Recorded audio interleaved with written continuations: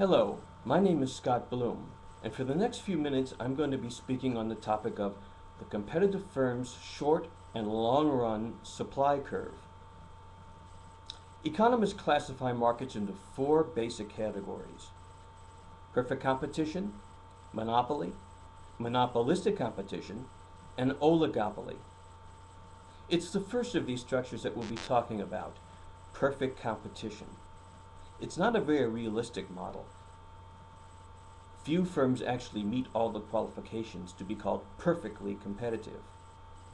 But there are many markets that come fairly close. And economists like to study this model because it provides a sort of an ideal benchmark for the operation of markets. It's how we would like them to operate. It's also the simplest model to build and the easiest to understand. So naturally, it's taught to students first before the others.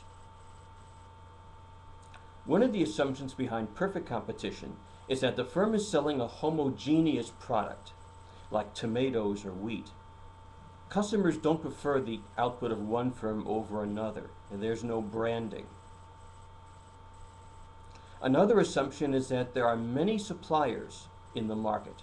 Each firm is small relative to the market. They cannot affect the market price, no matter how much or how little they produce.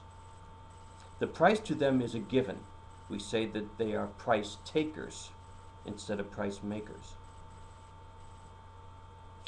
Now, in common with all other market models, the overriding goal of the firm is to maximize profit. Now, that may seem quite easy to remember and understand, but it's surprising how often it's forgotten.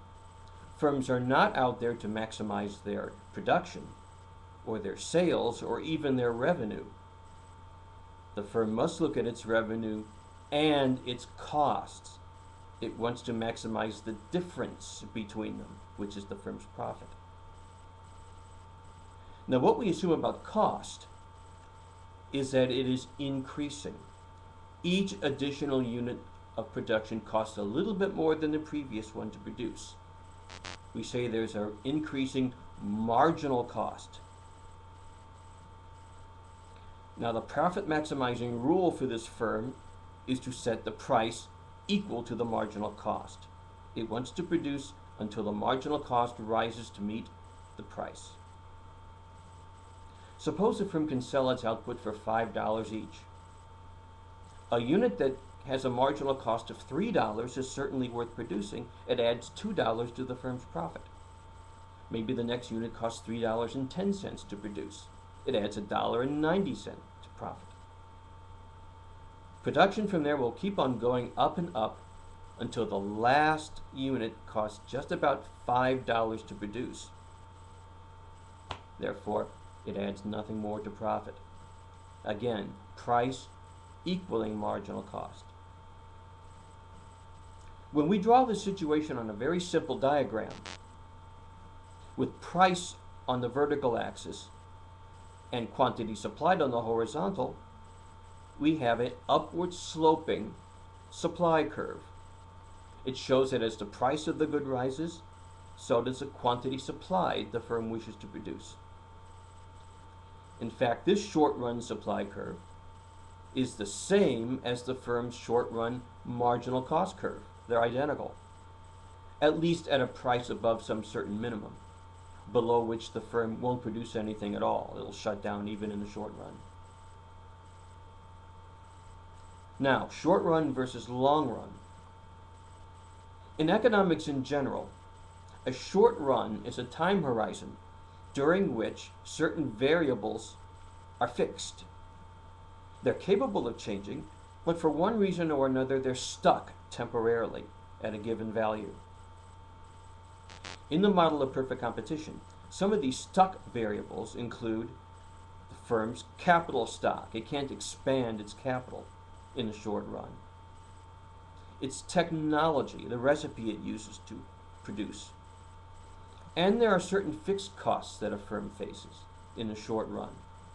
It has a certain administrative overhead, like its secretarial help. It must rent office and warehouse space.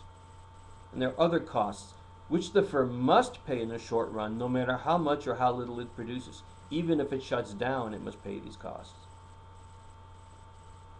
Now, the short-run supply and marginal cost curve we described bears in mind these fixed costs. In the long run, everything is variable. Nothing is fixed. This gives a firm more flexibility to respond to price changes.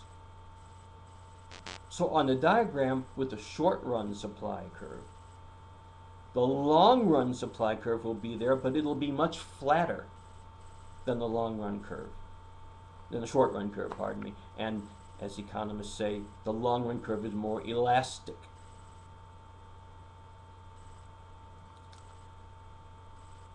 This shows, again, the firm's greater flexibility. Suppose the firm is producing optimally at a certain price, and then with demand pressure, the price goes up.